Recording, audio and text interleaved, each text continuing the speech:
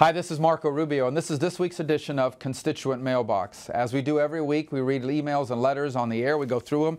We see there's a common theme emerging. We read those letters on the air, and we answer your questions. So we encourage all of you to write us. And as always, I begin by thanking you for the privilege, the honor, the blessing of serving you here in the United States Senate. Well, last week I had a chance to travel to the Middle East. I serve on two committees that are of direct relevance to the Middle East. One is Foreign Relations, and the other is the Intelligence Committee. And so I thought it was important to travel overseas and learn about what the U.S. is involved in this region of the world. And of course, anytime you travel overseas, some people want to know, why are you wasting or spending taxpayer money on these trips? And this was no exception. We got a few letters that I'd like to read on the air. So our first letter came from George in Sarasota. And he writes, "Why were you in Israel instead of Florida? Do you represent Hebrews or Floridians? Think of how you would help the economy by not taking these wasteful trips." Well, George, thank you for your interesting email. Let me begin by saying I live in Florida. I'm always in Florida. I flew from Florida to Israel, and I returned to Florida, where I spend the vast majority of my time when I'm not in Washington. So that's where I do my grocery shopping. That's where I take my kids to school. And so I'm pretty in touch with what's happening in Florida. But I also serve here in Washington. Let me begin by saying this. The federal government has jurisdiction over foreign policy. This is not a state issue. This is a federal issue. And I happen to serve on two committees that have direct jurisdiction over these issues. So, for example, the United States government gives millions of dollars in aid, both military and non-military, to Israel, to Jordan, to other countries in the region. So, as someone who sits on committees that have jurisdiction over that, I think it's important that I be well informed as your representative, because these are your tax dollars that are being spent overseas. Now, I can read about it in a magazine, or I can get briefings from so-called experts, or I can watch documentaries on television, or I can read a book about it, or I can go and see it for myself. So when you talk about the millions and millions and hundreds of millions of dollars that the U.S. has invested in the region with the Palestinian Authority on security, with Israelis on military and economic issues, with the Jordanians and our partnership with them, don't you want your U.S. Senator to be someone that's well informed and holding accountable how that money's being spent? And in particular, our national security interests that are at stake in that region are enormous as well. This is a part of the world where radical Islamic terrorists who are targeting the United States and the West, this is where they operate from. Doesn't it behoove us to have policymakers that are aware of that issue firsthand, not just through briefings that so-called experts give us here in Washington? And that's why I take those trips. I think they're very productive and very important. We don't do them every weekend, but we do them because I happen to serve on committees that have something to do with foreign policy. And I can't accurately serve on foreign policy committees if I don't travel abroad and learn about what's going on overseas. And so that's why we take those trips.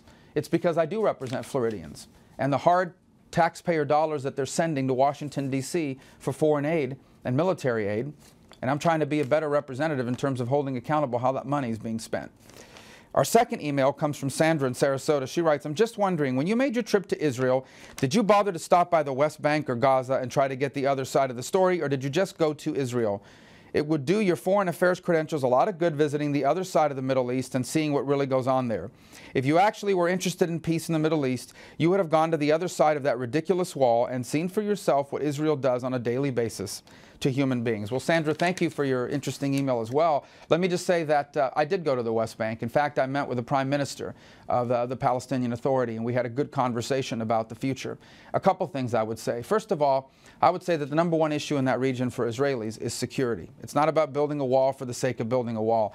Unfortunately, as you well must know, rockets are launched against Israel from Gaza. There's been attacks from the West Bank and certainly Hezbollah from Lebanon. So Israel has a right to be concerned because millions of people have been affected by this violence. Thousands of people have died over the years in this violence. And this is problematic, and they have a right to be concerned about it. I would also say that I learned a few things. And the first thing I learned is that the more security there is, the easier this peace process will become. And that's why it's so important that we continue to work with the Israelis and the Palestinian Authority to increase the capabilities of the Palestinian Authority to provide for not just governance, but security in the West Bank.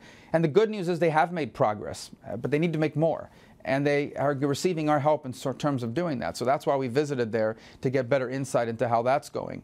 The other thing we can help work on through the Israelis and the Palestinian Authority is improving the quality of life in the West Bank for Palestinians by improving economic growth and development. And that's something we had a good conversation on. And what I believe is this. I believe that if the West Bank becomes more secure, if the Palestinian Authority establishes greater governance capabilities to actually have a government, and if their economy and quality of life improves, we increase dramatically the likelihood of a breakthrough for a negotiated settlement of those issues regarding Israelis and Palestinians. And that's the only way this issue is going to get solved, is through a negotiation where both sides in good faith are working together on it.